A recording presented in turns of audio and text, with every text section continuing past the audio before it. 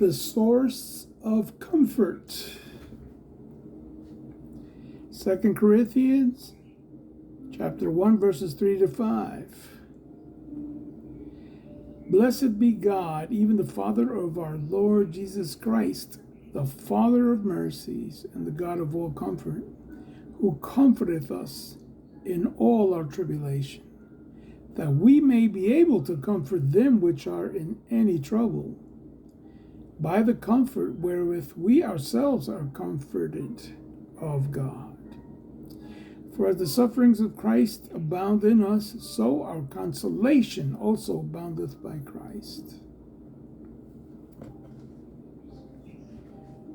I remember attending the funeral of a greatly used pastor who had died suddenly at a young age. His death was so unexpected, and it was obvious that his family and the church family had been staggered by the news.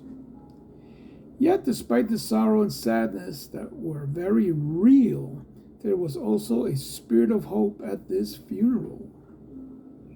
The people sang, "Great is thy faithfulness." Several of the speakers, including the pastor's family, talked about the importance of trusting God. As I spoke to the pastor's wife, she told me how she was trusting God in the storm.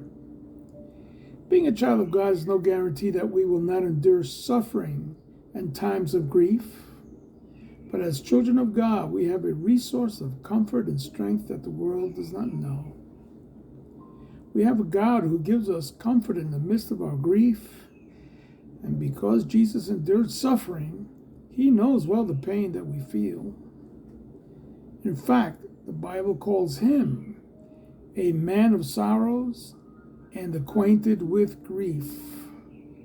Isaiah chapter 53, verse 3.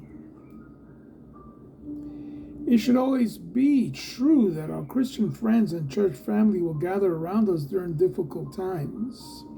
But even if that does not happen, and there are dark days when we feel like we are all alone, we are never abandoned or forsaken.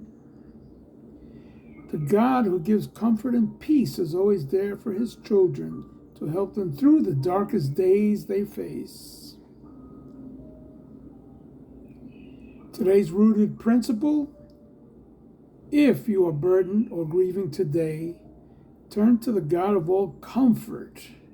You will find strength and help.